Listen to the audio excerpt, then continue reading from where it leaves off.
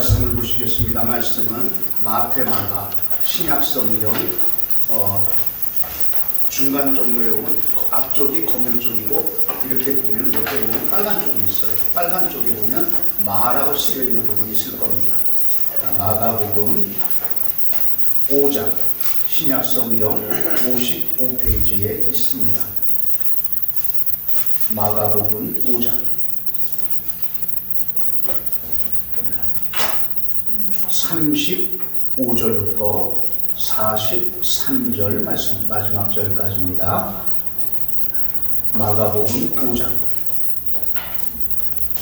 35절부터 43절 마지막 절까지 함께 교독을 해나가는데, 자, 35절 말씀을 제가 먼저 읽겠습니다. 아직 예수께서 말씀하실 때에 회당장의 집에서 사람들이 와서 회당장에게 이르되 당신의 딸이 죽었나이다. 어찌하여 선생을 더 괴롭게 하나이까?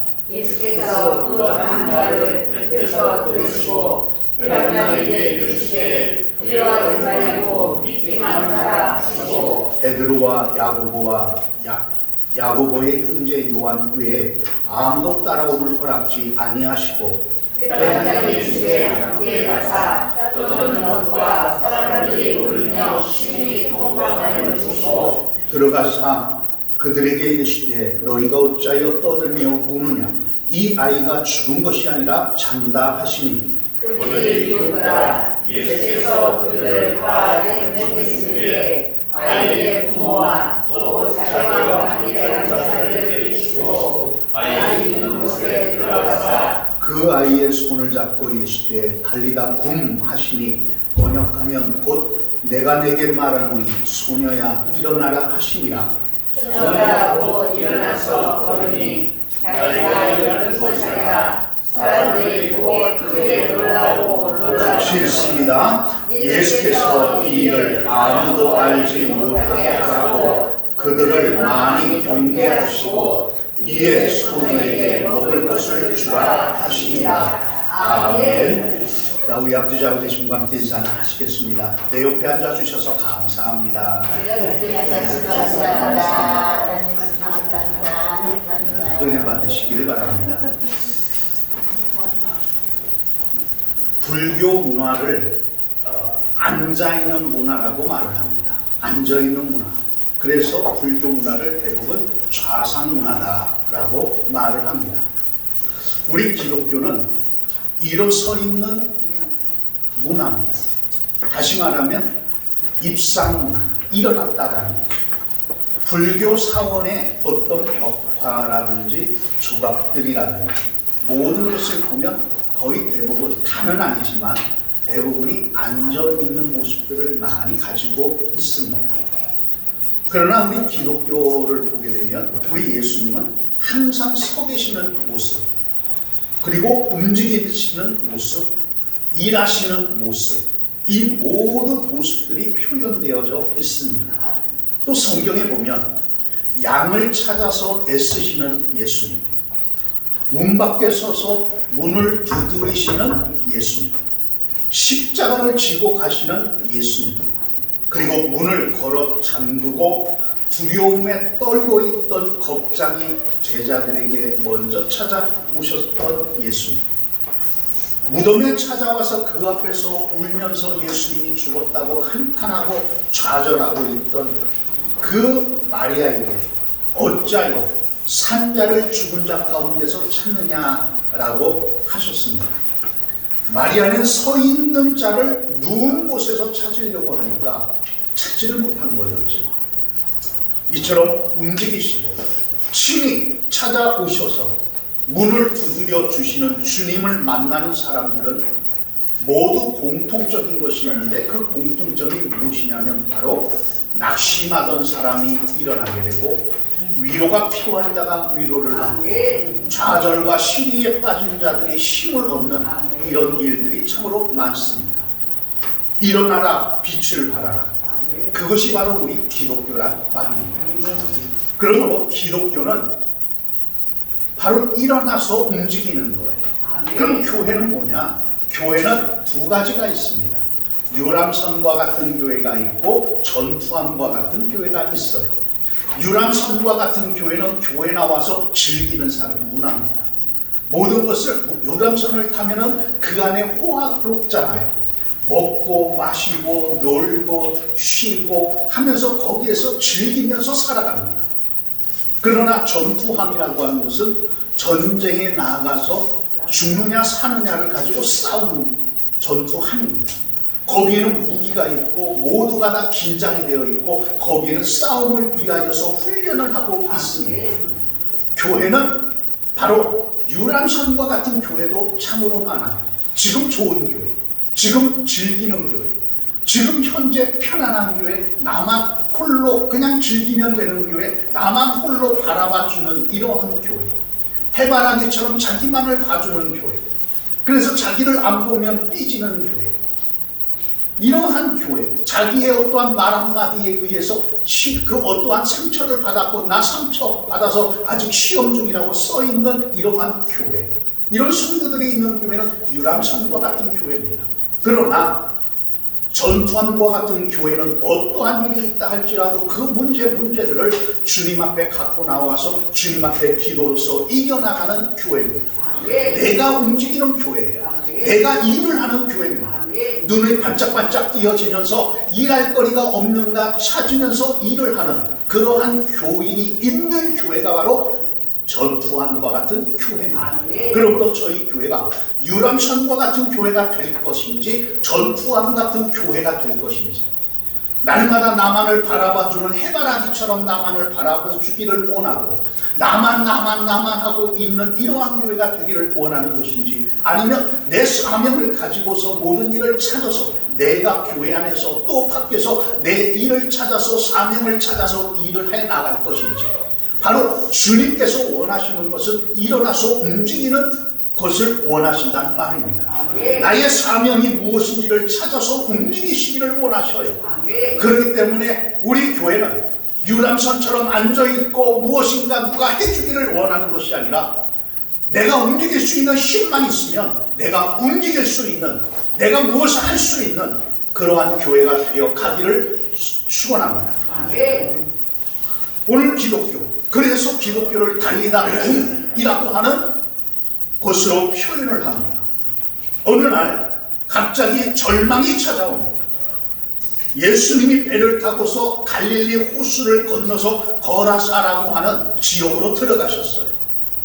그랬더니 거라사라고 하는 지역에 들어갔더니 거기에는 군대 귀신이 들린 어떠한 사람을 만납니다.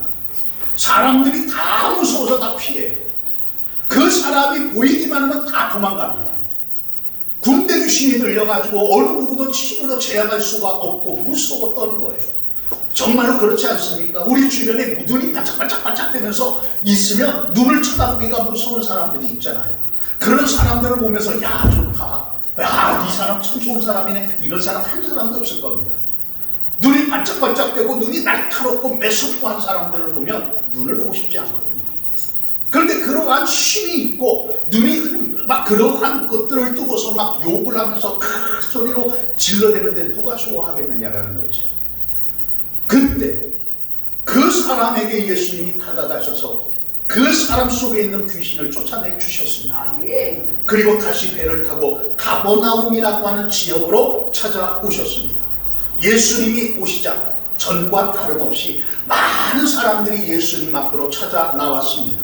그 가운데 한 사람이 군중을 막 헤치면서 예수님 앞에 헐레벌떡 달려오더니 그 사람이 막 숨을 몰아쉬기를 시작을 합니다. 안타까운 마음을 전합니다. 바로 회당장 야이로라고 하는 사람이에요.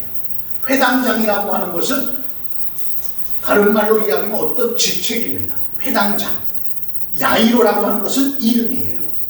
그래서 야이로라고 하는 이 사람이 예수님께 군중들 모든 예수님 앞에 서 있는 모든 사람들을 해치고서 찾아왔어요. 야이로는 예수님을 보자마자 예수님 앞에 무릎을 꿇습니다. 그리고 엎드려 닭똥 같은 눈물을 뚝뚝뚝뚝 흘리면서 간구하는데 보는 사람마다 마음이 찡하게 다가오대요. 12살 아직 어린아이, 내 딸이 죽어가고 있다라고 하는 현실이 아버지에게는 비극 중에 비극이 아닐 수가 없어요. 닭똥과 같은 눈물이 흘립니다. 소녀가 앓고 있는 병이 도대체 무슨 병인지조차 알 수가 없는 병이에요. 알면은 좋겠는데 지금도 희귀병이 있잖아요.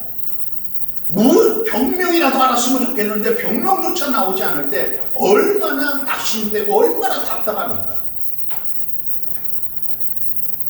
고칠 수 없는 그 불치병으로 막 숨이 거두어지기 바로 직전인 것 같습니다. 그래서 그의 아버지가 어린 땅에 그 어린 딸의 가쁜 숨소리를 참아듣지 못하고 예수님 앞으로 찾아왔습니다.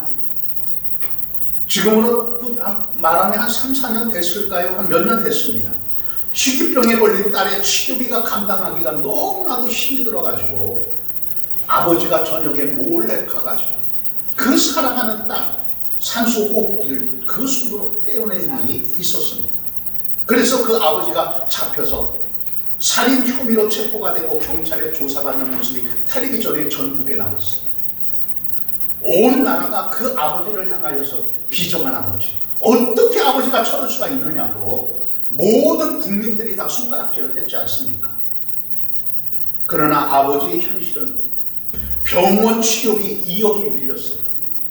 거기에다가 집을 팔았습니다. 돈을 쏟아 부어도 오히려 빚만 늘어가고 있지 고친다는 보장도 없었다는 거예요. 앞으로 들어가야 될 돈이 얼마나 더 들어가야 될지도 모릅니다. 그런데 남은 가족은 그럼 어떻게 살라는 것이냐? 남은 가족이라도 살아야 되는 거 아니냐? 해서 그 아버지가 선택한 것입니다. 그 자녀의 산소호흡기를 떼냈던 것이었죠. 피눈물을 흘리면서 마지막 그 결정을 홀로 했다라는 거예요. 아브라함의 종이었던 하갈이 사라로부터 쫓겨나가지고 아들과 함께 이리저리 광야를 떠돌다가 죽을 수밖에 없는, 이제는 도저히 살 수 없는 그러한 상황에 도착해 있을 때 통곡을 하면서 옵니다. 자식이 죽는 것을 참아보지 못하겠다. 자식이 죽는 것을 참아보지 못하겠다라는 거예요. 방성대복을 합니다. 다윗이 밧세바를 통하여서 낳은 아기가 하나님의 진노를 받아 죽어가고 있을 때 다윗이 너무나도 가슴이 아파서 밤새도록 금식을 하고서 땅에 엎드려 눈물로 자기가 자기의 죄를 회개합니다. 이것이 부모의 심정 아니겠습니까? 회당장 야이로 역시 다급한 마음에 12살 내 딸 눈에 넣어도 아프지 않는 이 딸이 죽어가고 있다라고 하는 이 사실 때문에 예수님 앞에 나와 간구를 하고 있습니다. 내 딸이 지금 죽어가고 있으니 살려주십시오, 살려주십시오. 마치 정신 나간 사람처럼 거듭거듭 목이 다 쉬어서 막 피가 나올 정도로 예수님께 애원을 하고 있습니다. 때때로 병원 신방을 하다 보면 환자의 가족들이 의사를 붙잡고 고쳐달라고 그 눈물을 흘리면서 애원하는 모습들을 종종 보기도 합니다. 그 조그만 아이, 손 하나 어떻게 해줄 수 없는 그 조그만 갓난 애기가 닌게르를 꽂고 거기서 숨만 헐떡헐떡대고 있는 그 모습을 볼 때 얼마나 가슴이 미어지는지 몰라요. 그러면 신방 갔다가도 그런 아이들 보면 지나가다가도 그 부모에게 저는 예수님의 목사입니다. 제가 기도해드려도 될까요? 그럼 지푸라기도 잡고 싶은 심정에 요청을 해요. 그분들 붙잡고 기도해 주십시오. 회당장 모습 역시 누구보다도 절실했을 겁니다. 지금 예수님 앞에 찾아와 살려달라고 애원을 하고 있다 이 말이에요. 우리들의 생활 속에서 어떠한 나름대로의 자그마한 질병이든 큰 질병이든 가지고 살아갈 때 얼마나 힘이 듭니까? 고치고 싶은데 고쳐지지가 않나? 병원에 가고 싶지 않은데 병원에 가야 합니다. 너무나도 힘이 듭니다. 사람들을 만나고 모든 걸 하고 싶은데 하지를 못하는 이러한 심정을 가진 것 여러분들 또한 있지 않습니까? 말씀을 증거하려고 종종 교회나 또 기도원에 올라가서 말씀을 증거하고 내려와서 이런저런 성도들과 대화를 하면 많은 대화를 이야기 간증을 듣습니다. 의사로부터 시한부 판정을 받아 용하다라고 하는 무당을 찾아가 보기도 하고, 가보지 않은 것도 없고 만나지 않은 유명하다라고 하는 의사 또한 다 만나보았지만 해결되지 않다가 마지막 집토락이라도 잡겠다라는 심정으로 교회에 와가지고 기도하다가 성령을 받아서 고침을 받았다라고 하는 간증을 많이 듣습니다. 사업이 부도나가지고 자살하기 직전에 갑자기 지나가는데 교회 십자가가 보이고, 어렸을 적에 주일학교 다녔던 그 기억이 나가지고 교회라도 가서 기도라도 하고 죽자 하고서 마음을 먹고 교회에 나왔다가 그 예배 드리는 도중에 은혜를 받고 성령을 체험하게 되므로 새 인생을 살았다라고 하는 간증도 듣습니다. 결론은 모든 문제의 해결은 주님입니다. 모든 해결은 주님밖에 없다 그 말. 그런데 나는 영적으로 잠을 자고 있지는 않습니까? 그렇다면 다시 기도의 자리로 나오시기를 주의 이름으로 축원합니다. 성령을 받아야 잠자는 영혼이 깨어날 수가 있습니다. 성령을 받아도 되고 안 받아도 되는 것이 아닙니다. 반드시 받아야 합니다. 받아 보십시오.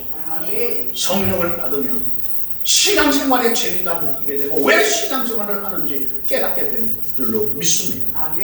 열왕기 4장에 보면 수넴 여인이 있습니다. 이 여인은 엘리사 선지자가 마음껏 쉬고 사역할 수 있도록 자기 다락방 한 채를 그냥 독채로 내놓았어요. 지나가실 때마다 들어오셔서 마음껏 쉬십시오. 그러던 어느 날 하나님으로부터 받았던 아들이 시름시름 앓더니 갑자기 죽었습니다. 그런데 이 여인은 아들이 죽었는데도 불구하고 물지도 않습니다. 아기를 안고 엘리사가 쉬고 있는 다락방으로 올라가서 침상에 가지런히 눕혀 놓았습니다. 그리고 선지자를 기다립니다. 굉장한 믿음이죠. 하나님이 자기에게 아들을 주셨다면 죽지 않을 것이다. 이 믿음을 가지고 있었습니다. 만일 죽으면 하나님 책임이니까 하나님의 사람이 가져다 주겠다라는 거예요. 그리고 일하고 돌아온 남편이 분위기가 이상하니까 무슨 일이 있느냐 하니까 아무 일 없습니다. 평안합니다. 걱정 없다 그 말이죠. 선지자의 종 게하시가 찾아왔습니다. 무슨 일이 있습니까? 아무 일이 없습니다. 전부 평안합니다. 선지자는 언제 오십니까? 슬픔과 분노를 억제하고 있어요. 그리고 선지자가 탁 보는 그 순간에 그 앞에서 눈물을 터뜨립니다. 소리를 지르며 울기 시작합니다. 내가 언제 당신 보고 아들을 달라고 그랬어요. 사람 앞에 하소연하고 불평하고 분내하면 일이 이루어지지는 않지만 하나님 앞에 나와 기도하면, 하나님 앞에 하소연하면 그 문제는 반드시 해결되는 줄로 믿습니다. 결국 그의 믿음대로 아들이 살아나는 기적을 체험하게 되었습니다. 이 세상의 모든 삶은 절망의 연속입니다. 기쁨인 것 같지만 절망이 더 큽니다. 그렇기 때문에 겉에서 볼 때 아무 문제가 없는 가정 같지만, 아무런 문제가 없는 사람 같지만 그 속의 내면을 가만히 쳐다보면 다 문제거리 없는 사람 없습니다.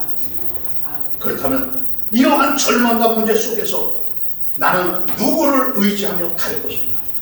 나의 이 절망스러운 이 문제를 어떻게 해결해 갈 것인가? 수넴 여인과 같이 주님을 바라보기를 원합니다. 야이로와 같이 주님 앞에 찾아오기를 주의 이름으로 축원합니다. 그러한 가운데 주님이 찾아오셨죠.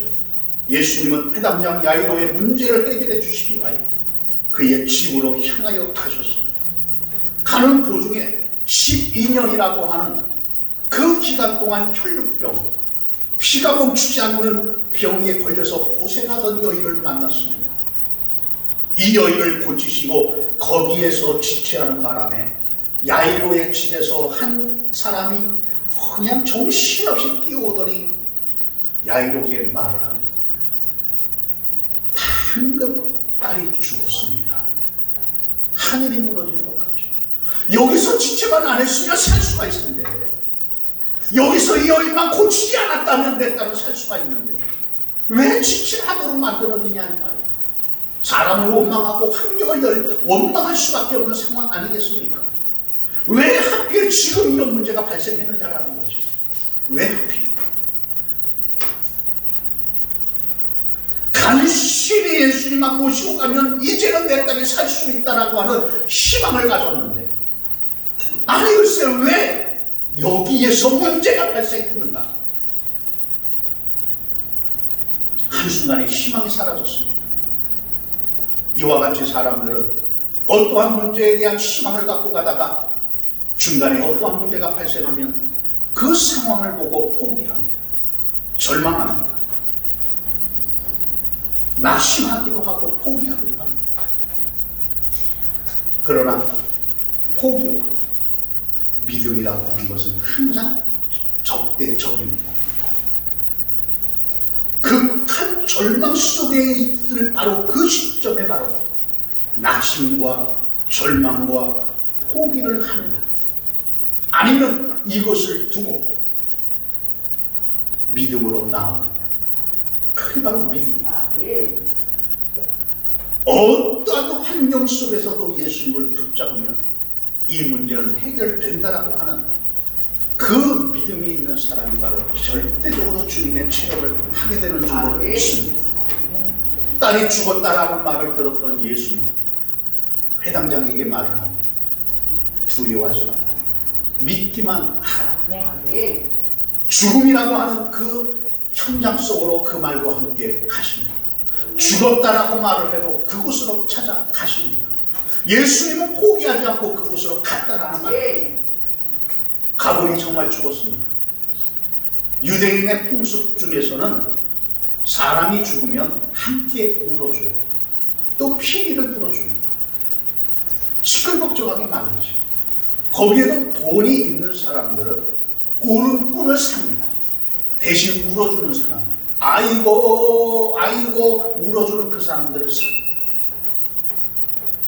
어쨌든 거기에는 부자다 보니까 한쪽에서는 아이고 아이고 하면서 울음꾼을 사서 울어주는 사람이 있고, 또 한쪽에서는 함께 피리를 불어주는 사람도 있고, 어찌됐더냐 야이르의 집에 이런저런 또 사람들이 모이기를 시작을 하지. 진정으로 안타까워서, 야 12살 난 아이가 뭐라, 정말 그 부모 피눈물을 흘리겠네, 안타깝다 라고 하는 마음을 가지고 모이는 사람들도 있을 것이고, 야 기회다, 이럴 때 가서 눈도장 찍어야지, 이럴 때 가서 눈도장 찍어야 돼 해가지고 주섬주섬 해갖고 사업 때문에, 어떤 관계 때문에 눈도장 찍기 위해서 오는 사람들도 있었을 겁니다. 그러나 아무도 그곳에 무엇 또한 생각을 가지고 모였든지 간에 있어서 어느 누구도 한 가지 울어주고 위로해 주는 있었을지 몰라도 죽음이라고 하는 문제는 해결해 주는 사람은 없었습니다. 여기까지가 인간의 한계입니다. 여기까지가 인간의 한계예요. 인간의 한계는 죽음 앞에서 울어주고 안타까워해주고 가슴을 쳐주고 함께 그 밤을 새주기도 하고, 모든 거기까지는 할 수 있을지 몰라도 죽음의 문제, 정작 해결해 줘야 될 문제는 해결해 줄 수가 없습니다. 야이로의 집에 도착하신 주님이 장례식장이라고 하는 현실에서 자고 있을 뿐이니 두려워하지 말고 믿기만 하라, 소망의 말씀을 던져 주었지만 사람들의 반응은, 그 말을 들었던 사람들의 반응은 불신입니다. 오히려 비웃습니다. 욕을 하는 사람도 있지. 아니 지금 장례식장 와갖고 지금 뭐 하는 소리야, 지금 되지도 않는 소리를 하네, 저 사람 저거 뭐 하는 사람이야, 엉뚱한 소리 하니까 그런 말이 들리지. 왜? 예수님은 죽음을 잔다라고 하는 표현으로 사용했기 때문입니다. 예수님은 나사로가 죽었을 때에도 우리 친구 나사로가 잠들었도다, 그러니 내가 깨우러 가노라, 이 말씀을 하십니다. 오늘 본문 39절에서도 이 아이가 죽은 것이 아니라 잔다 라고 말씀을 하고 계십니다. 잔다라는 말은 표현이에요. 우리 39절 말씀을 같이 한번 읽어볼까요? 39절 말씀을 같이 한번 읽어보겠습니다. 들어가서 그들에게 이르시되 너희가 어찌하여 떠들며 우느냐? 이 아이가 죽은 것이 아니라 잔다 하시니. 그리고 제자들과 부모만이 바라보는 그 자리에서 주님은 죽은 소녀의 손을 붙잡으셨습니다. 그리고 달리다 굼, 소녀야 내가 너에게 명하노니 일어나. 주님의 말씀이 떨어지자 죽었던 소녀가 그 즉시 일어났습니다. 야이로의 딸이 살아나자 죽음과 눈물과 한숨에 섞여있던 비극의 현장이 갑자기 기쁨과 놀라움으로 바뀌어지는 이러한 장소로 바뀌어졌습니다. 여러분, 주님이 찾아오시는 그 자리에는 반드시 변화의 역사가 이루어집니다. 기쁨의 기적이 나타나게 되어 있습니다. 그러므로 주님은 오늘도 우리와 함께 하십니다. 주님은 나와 함께 하십니다. 주님은 우리를 향하여서 달리다 구, 내가 너에게 명하노니 잠자는 영혼아, 불신의 영혼아, 사명이 흔들리고 있는 영혼아, 감동을 잃어버린 영혼아, 일어나라 말씀하십니다. 그러면 우리의 영혼은 반드시 주님의 음성을 들어야만 합니다. 주님의 음성을 들어야만 기쁨이 회복될 수 있고 은혜가 회복되고 믿음이 회복되어지고 우리의 사명이 다시 한번 일어나게 되는 줄로 믿습니다. 네 번째로, 그렇다면 오늘 주님께서 누구에게 일어나라고 하실까? 오늘 주님은 누구에게 일어나라고 하실까? 바로 주님을 모르는 영혼을 향하여 달리다 굼 하십니다. 오늘도 주님은 말씀을 통해서 자신의 영혼이 잠잠하고 있는 줄도 모르고 죽은 줄도 모르는 가족과 이웃을 향하여, 그리고 믿음이 연약해져서 낙심 속에 있는 영혼들을 향하여, 말씀을 들어도 그 말씀이 무엇인지 감동이 없는 그 영혼들을 향하여, 말씀을 들어도 별 감흥이 없는 그 영혼들을 향하여 오늘도 달리다 굼이라고 말씀하고 계십니다. 두 번째로 슬픔 가운데 있는 사람들을 향하여 달리다 굼이라고 말씀하십니다. 야이로의 외동딸은 집안 식구들 또 이웃들에게도 사랑을 독차지했던 귀염둥이였습니다. 그 모든 이웃과 친척들에게도 기쁨이 되었었겠죠. 그러던 어느 날 외동딸이 죽었으니 그 가정의 모든 분위기는 절망적이고 슬픔이 가득할 수밖에 없습니다. 이러한 가정에 주님이 찾아오셔서 달리다 굼 하시니 기쁨이 회복이 된 줄로 믿습니다.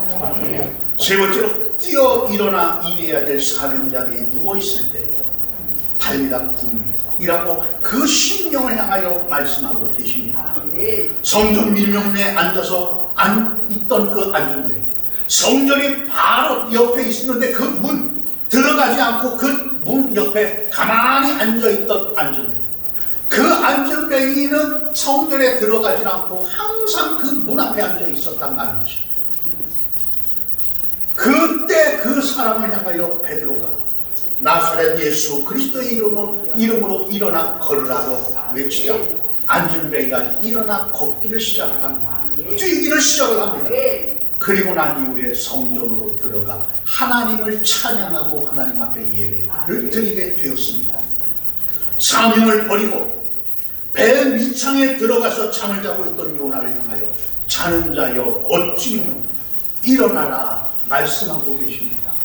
결국에 이 말씀과 함께 그가 다시 일어나 하나님의 말씀을 증거하는 사명자의 사명을 감당한 줄로 믿습니다.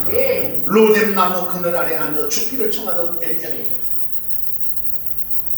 하나님은 내가 어찌하여 누워있느냐, 이스라엘에게 가서 하나님의 복음을 증거하라 라고 할 때 그가 쉼을 얻고 다시 일어나 하나님이 명하시는 그 장소에 가서 복음을 증거하였습니다. 이처럼 생활 속에 지쳐있고 질병 속에 지쳐있는 우리들을 보신 주님이 오늘 이 자리에 찾아오셔서 우리에게 말씀하신다면 무엇이라고 말씀하실까? 나에게 뭐라고 말씀하실까? 바로 우리의 심령 속에 일어나라, 힘을 내라, 위로와 용기를 주는 줄로 믿습니다. 다시 힘을 내십시오. 마음을 가다듬고 주신 사명을 다시 한번 붙잡아 보십시오. 반드시 주님이 감동을 주시고 은혜와 믿음을 주시는 줄로 믿습니다. 사랑하는 등대의 가족 여러분, 우리에게는 부활의 소망이 있습니다. 영생이라고 하는 소망이 있습니다. 죽으면 그것으로 끝나는 인생이 아닙니다. 우리에게는 인생이 끝난다고 해서 끝이 아니라 그 너머에 다른 세계가 있습니다. 어린아이가 태어날 때 엄마 뱃속에 10달 동안 있습니다. 그 어린 아이는, 아기는 엄마 뱃속이 자신의 세상인 줄 알고 있습니다. 거기에서 발로 차고 손으로 뜯고 또 배고프면 거기에서 영양분을 보충하고 혼자서 이리 뛰고 저리 뛰고 엄마 뱃속이 자신의 세상인 것처럼 생활을 하고 믿고 생활을 합니다. 그러다가 갑자기 10달이 되면 엄마의 힘, 그 외부의 힘에 의하여 그가 밀림을 당하여 안 나가려고 하다가 밀림을 당하여서 세상에 태어나지. 놀랍니다. 제일 먼저 세상에 그 밀려서 나올 때 그 아이가 밀려서 나와서 제일 먼저 하는 것이 응애하고 웁니다. 응애하고 울잖아요. 왜? 자신의 세상인 줄 알았는데, 엄마 뱃속에 있는데 이제 다 죽었다고 생각을 했는데 보니까 태어나서 보니까 또 다른 넓은 세상이 있지 않습니까? 그래서 우리가 또 다른 이 넓은 세계에서 살아가고 있지 않습니까? 그러나 엄마 뱃속에 있던 그 어린아이는 세상이 이렇게 있다는 것을 알 수가 없지. 나와 봐야 안다. 마찬가지로 우리는 또한 또 다른 세계가 있다라는 거 하는 것은 우리는 모릅니다. 지금의 이 세상이 모든 좋은 것으로만 이 땅의 모든 것이 먹고 자고 싸고 놀고 하는 모든 것이 이 땅에서 모든 것이 이루어진다고만 생각을 하고 살아갑니다. 그러나 우리가 자유에 의해서든 또 다른 외부의 모든 것으로 인하여서든 우리는 죽습니다. 그 죽음은 바로 죄라고 하는 것 때문에 죽는 것이죠. 죄로 인하여 죽고 난 이후에 그가 또 나서 보니 또 다른 세계가 우리를 기다리고 있다는 그 또 다른 세계, 바로 천국과 지옥입니다. 이 땅에서의 모든 것이 다 전부인 것으로만 알고 이 땅에서 모든 것으로 살고 모든 것으로 먹고 그러고서 살았는데 또 다른 세계 지옥과 천국이 기다리고 있다라고 하는 것을 우리가 안다면 거기에서 또 한 번 놀라서 또 한 번 아기가 태어났듯이 응애하는 것이 아니라 오 주님이라는 단어를 할 겁니다. 그 주님이라고 하는 그 단어 속에는 탄식이 있는 사람이 있는 반면에 기쁨이 있는 사람이 있을 겁니다. 탄식이 있는 사람은 이 땅에서가 전부인 줄 알고 살아갔는데 죽어보니 또 다른 세계 지옥에 들어가게 되니 너무나 안타까워서 주여라고 외칠 것이야. 나 좀 살려달라고 주여라고 외칠 것이야. 이 땅에서 믿음을 가지고 살아갔던 사람들, 이 땅에서 인내하면서 살아갔던 그 사람들이 죽었을 때 오 주님이라고 할 때 그 기쁨은 천국이 나를 기다리고 있다, 멸류관이 나에게 씌워질 거라고 하는 그 소망이 이루어졌기 때문에 기쁨을 가지고 주님이라고 외쳐질 것이란 말입니다. 우리에게는 이것이 있어요. 바로 죽음이라고 하는 것이죠. 죽음, 바로 절망감, 낙심, 좌절합니다. 18세기의 덴마크의 실존주의 철학자 키에르 케고르라고 하는 사람이 있는데 그의 저서에 보면 죽음에 이르는 병이라고 하는 책이 있습니다. 그 책에 보면은 인간이 가장 두려워해야 될 것은 절망감이다, 이렇게 기록을 하고 있습니다. 인간이 가장 두려워해야 될 것은 절망감입니다. 절망감이 자신을 파괴시킵니다. 절망하면 모든 것이 놔버리게 되기 때문이죠. 절망감이 찾아오면 이제는 어찌할 수 없다라고 이런 생각이 들어 사람들은 마지막 수단으로 어떤 사람들은 술, 어떠한 사람들은 자살, 어떠한 사람들은 인생을 포기하는 것으로 나타나기도 합니다. 그러나 기억하십시오. 동서남북 사방이 다 막혀있다 할지라도 하늘은 열려 있습니다. 위로 하나님을 향하여 열려 있다라고 하는 것만큼은 기억하란 말이에요. 그렇다면 동서남북이 나에게 내가 생각할 때 막혀있다 생각 들거든요. 바로 하늘을 향하여, 주님을 향하여, 하나님을 향하여 믿음으로 기도하며 가십시오.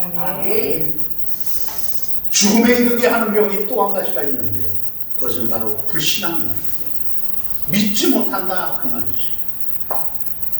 그래서 예수님은 두려워하지 말고 믿기만 하라. 그렇다면 어떠한 상황이 온다 할지라도 주님의 손을 붙잡으십시오. 주님의 손을 붙잡아야만 일어날 수가 있습니다. 주님의 손을 붙잡아야만 응답이 찾아옵니다. 일어나라. 그리고 나와 함께 복음을 증거하자. 주님의 음성에 응답하고 최선을 다할 때 주님은 우리에게 달리다 군 일어나라. 그리고 믿음으로 행하라. 은혜를 주시고 믿음을 주시고 응답을 주시는 줄로 믿습니다. 아무쪼록 달리다 군 이라고 하는 주님의 음성을 이번 한 주간 동안에 받아서 믿음을 가지고 승리의 삶을 살아갈 수 있는, 기쁨으로 살아갈 수 있는 저와 여러분이 되기를 주의 이름으로 축원합니다. 이 시간에 우리 말씀을 한번 기억하십시다. 하나님.